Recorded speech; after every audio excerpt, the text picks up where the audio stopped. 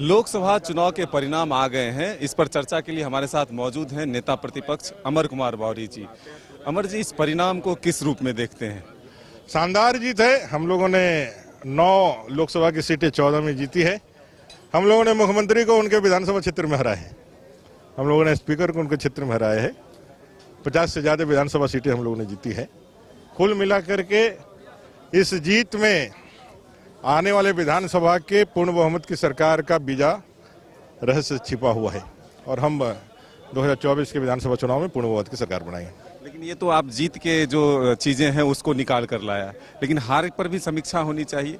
5 ST सीटों पर आप पिछड़ गए, उसको कैसे पाटेंगे? उसको भी जीतेंगे, उसको भी जीतेंगे। जो छूट गया है, जो रह गया है, उसको पूरा करना है, उसको विवेचना करना है और फिर जनता का विश्वास से जीत करके मोदी जी के हाथ को मजबूत करते हुए झारखंड में पूर्ण बहुमत की सरकार बनानी है।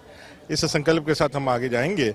आज 2025 में जब धरती आबा बिरसा मुंडा जी के जन्म जयंती के 150 साल होंगे तो 100% जान के रखे भारतीय जनता पार्टी उसको यादगार उत्सव के रूप में मनाएगी। अमर जी, एक महत्वपूर्ण सवाल है, क्या बीजेपी जमीनी हकीकत को नहीं समझ पाई? आदिवासियों के लिए इतनी योजनाएं, प्रधानमंत्री बिरसा के गांव पहुंचते हैं, लेकिन फिर भी उनका साथ नहीं मिलता है। कहां चूक? जमीन हकीकत नहीं पहुंच पाते तो हम लोग एनडीए की सरकार तीसरी बार कैसे बनाते हैं? जमीन हमारे पास है, जमीन की हकीकत भी हम जानते हैं। देखिए, लोकतंत्र में, चुनावी तंत्र में संख्या बल में मतों का 10, 20, 50 आगे पीछे होने से जीत और हार होती है। उससे पूरा भारतीय जनता पार्टी का संगठन और भारतीय जनता पार्टी का जनाधार खत्म हो जाएगा, ऐसा अगर कोई सोचता है तो बहुत बड़े मुगालते में है।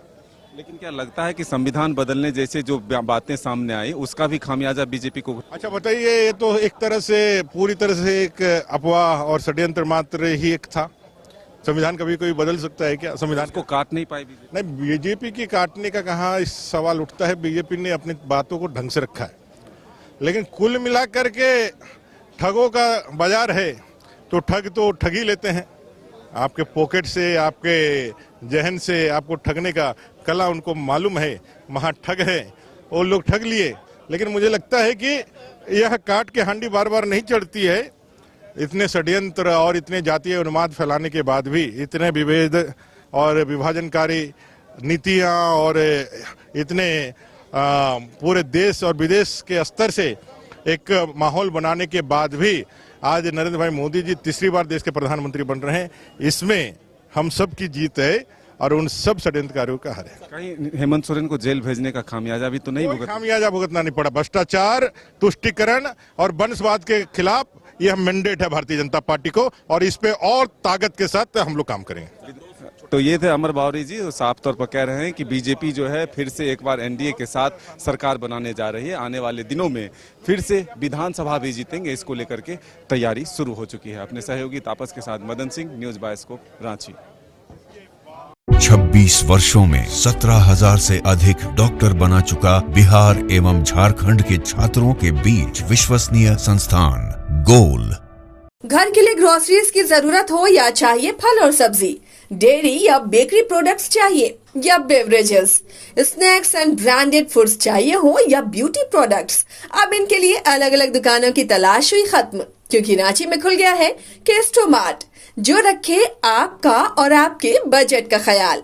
हर सामान पर 5% की छूट, होम डिलीवरी की सुविधा भी। आज ही पधारें। Kesto mart, one stop solution for every customer's requirements. Call 9153989339.